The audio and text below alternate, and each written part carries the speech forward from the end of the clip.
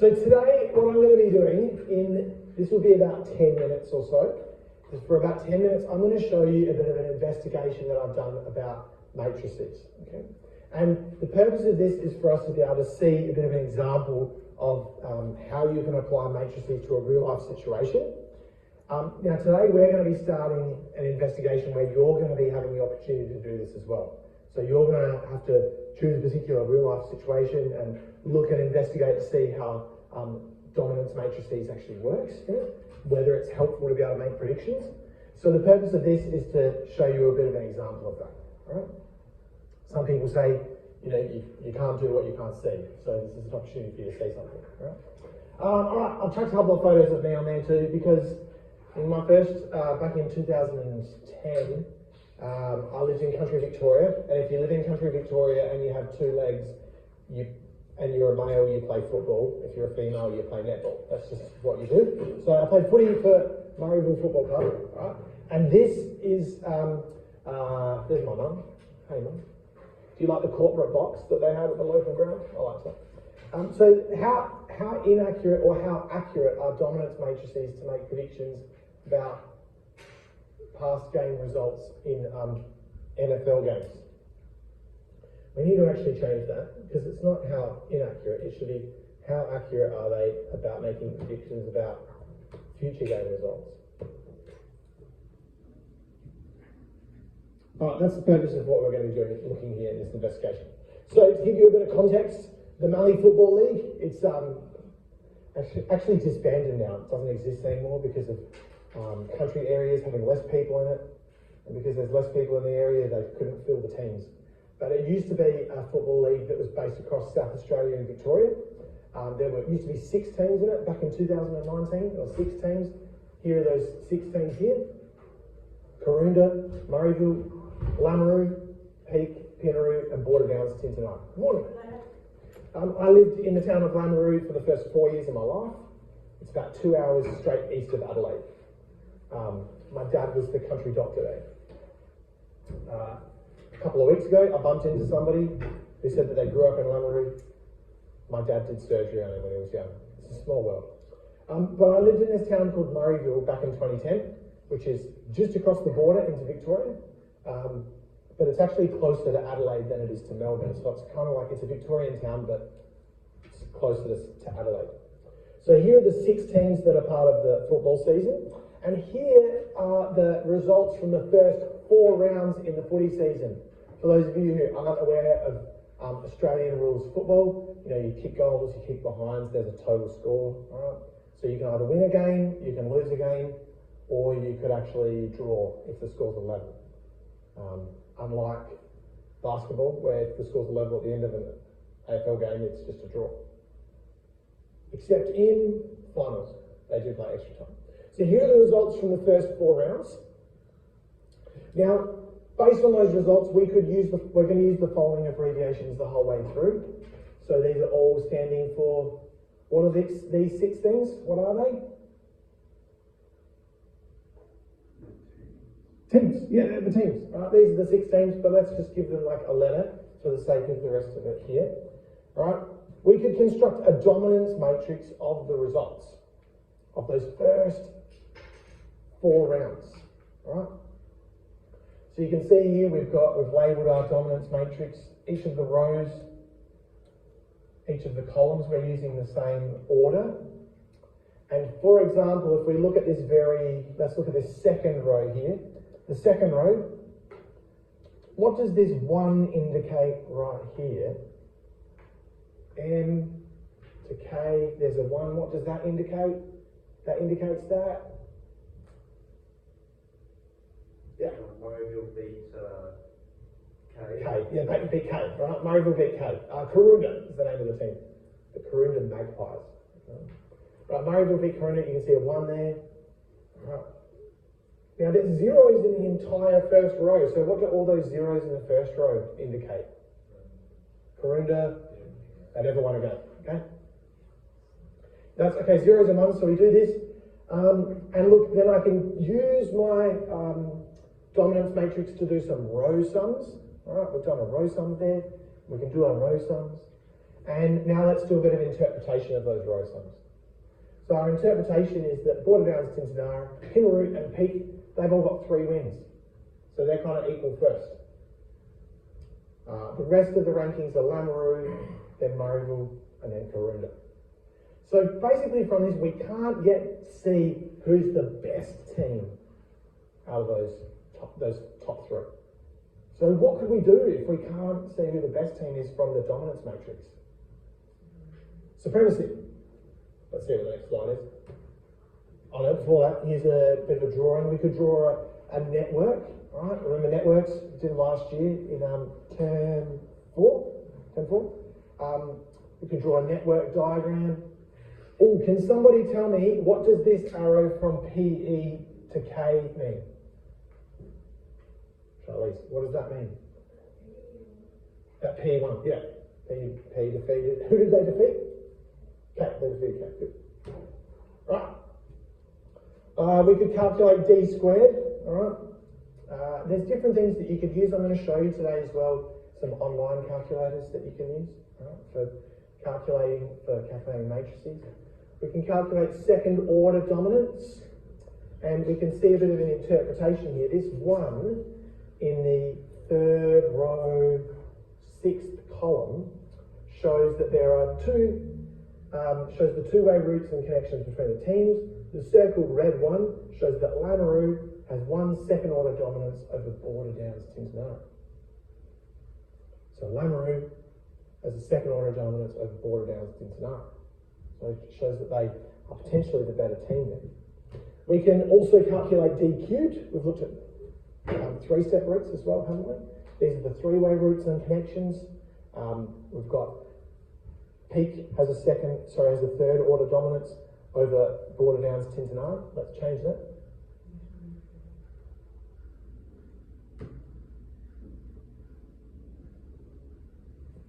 Right, we've got a 3rd order dominance there. Now here's our supremacy jack. All right, we've got our supremacy matrix. Supremacy matrix, D plus half D squared. There's our supremacy matrix calculation. Once you've got a supremacy matrix, you can add up the rows, do our row sums. You can see here our row sums that we've got all the way along here. Now, let's interpret these results here. Remember how we had 3 teams who were like equal first? Do you remember that? Back when we just did the dominance, we couldn't really decide who the top team was. But instead, this time, it shows that after those first 4 rounds, that Pinaroo is the most dominant team because they've got the highest row sum. Peak and Border-Downs, Tintinara are sort of equal seconds. Lameroo's 3rd, Murrayville's 4th. Oh, sorry, Lameroo's 4th, Murrayville's 5th. Karoonda's still not as good. So the supremacy matrix here has helped, but we still can't work out who the best is between those second 2 place teams. Any questions or comments so far?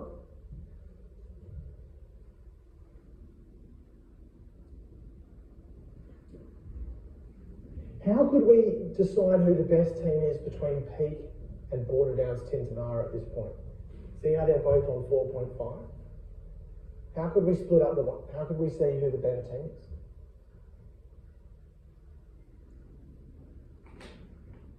Have a chat to your neighbour. Turn to your neighbour. Have a chat. Have a quick 20-second chat. Have a talk to your neighbour. What could we do to be able to see who the best team is there?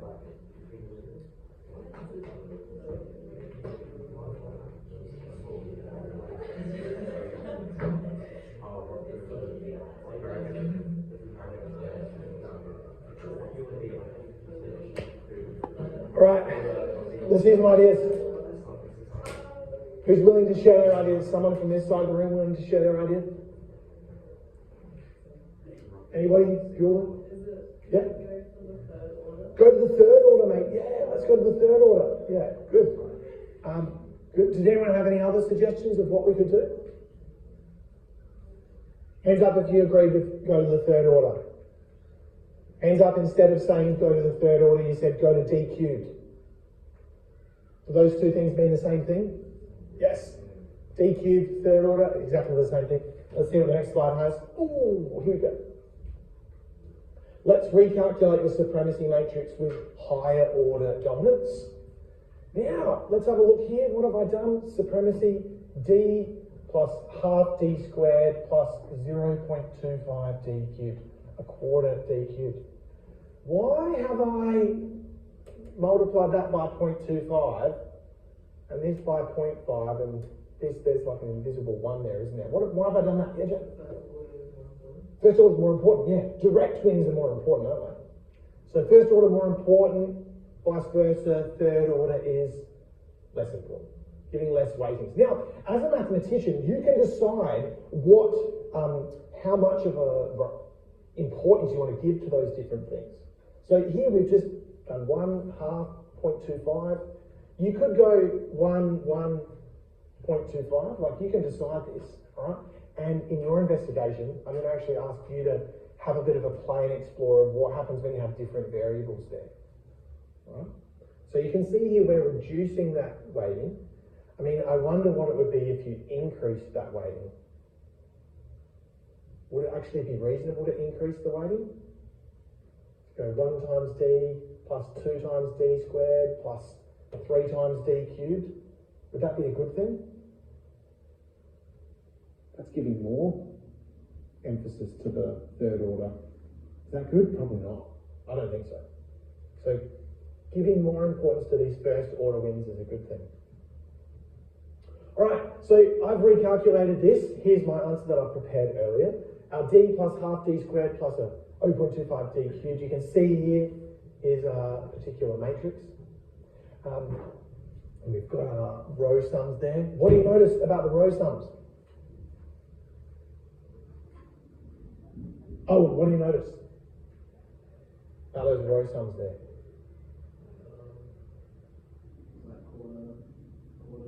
Yeah, there's quarter numbers. Good observation. All right, there's quarter numbers. Why have those quarter numbers appeared there? How come there's decimals? Why is that happening? Have we made an error? No, we haven't made an error. Where's the quarter come from? D cubed here, c0 times it by 0.25.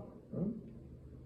Right, so we've got quarter numbers. What else do people notice about this? What do you notice? 3 times a second. Oh, so it hasn't actually helped us here, has it? Okay. So we've got Pinaroo being first, Lameroo, Peak and Borderdown, Tintinara second, and 5th place is Marabou and Karoonda. It's still in last place. It's not really helping here. All right, next slide. What do we need to watch here?